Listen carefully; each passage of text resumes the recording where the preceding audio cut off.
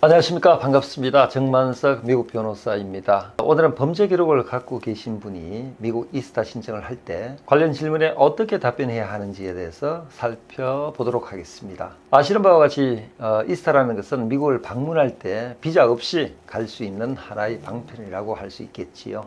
문제는 이스타를 신청할 때는 본인의 개인정보뿐만이 아니라 9개에 달하는 질문에 답변을 해야 합니다. 그런데 그 중에서 하나라도 예스에 클릭하시면은 이스타가 승인이 되지 않는다는 것입니다. 그래서 오늘 살펴볼 것이 바로 범죄 기록을 묻는 질문입니다. 질문을 원어로 또한 또박 읽어보면 이렇습니다. Have you ever been arrested or convicted for a crime that resulted in serious damage to property or serious harm to another person or government authority로 되어 있습니다. 자, 이것을 한국어로 번역을 해보면 재산상의 심각한 피해를 초래하거나 혹은 타인이나 정부 당국에 심각한 해를 초래한 범죄로 인해 체포되거나 유죄 선고를 받은 적이 있습니까? 라고 번역이 됩니다. 쉽게 얘기해서 모든 범죄에 대해서 묻고 있는 것이 아니라 특정되어 있다는 것입니다.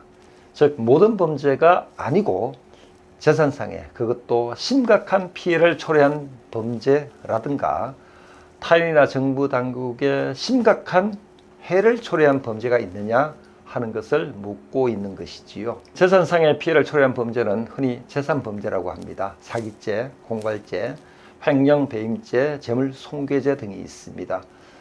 그 중에서도 일반적인 피해가 아니라 심각한 피해를 초래한 범죄가 있느냐를 묻고 있지요. 그 다음 타인에게 해를 초래한 범죄는 어떤 것들이 있습니까? 이것은 우리나라 형법상 개인적 법익에 관한 죄로 살인죄, 상해죄, 폭행죄, 강금죄, 협박죄 등으로 타인의 자유와 신체를 그 보호 법익으로 하고 있습니다. 역시 마찬가지로 일반적인 피해가 아니라 타인에게 심각한 손해를 초래한 범죄가 있느냐를 묻고 있는 것이지요. 마지막으로 정부 당국의 해를 초래한 범죄는 어떤 것들이 있습니까?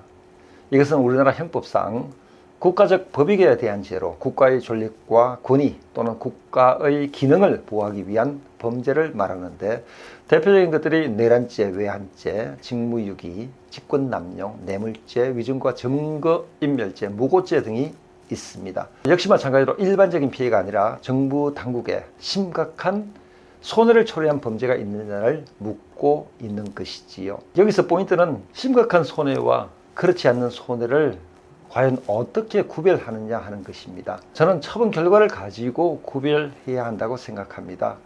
그 범죄의 정도가 심각하냐 아니냐 하는 것은 판사가 형량을 결정하고 처분을 함에 있어서 반드시 고려해야 할 사항이기 때문입니다.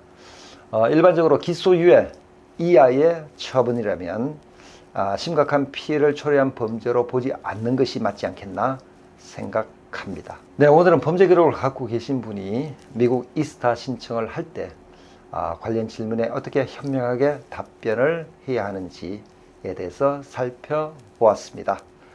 감사합니다.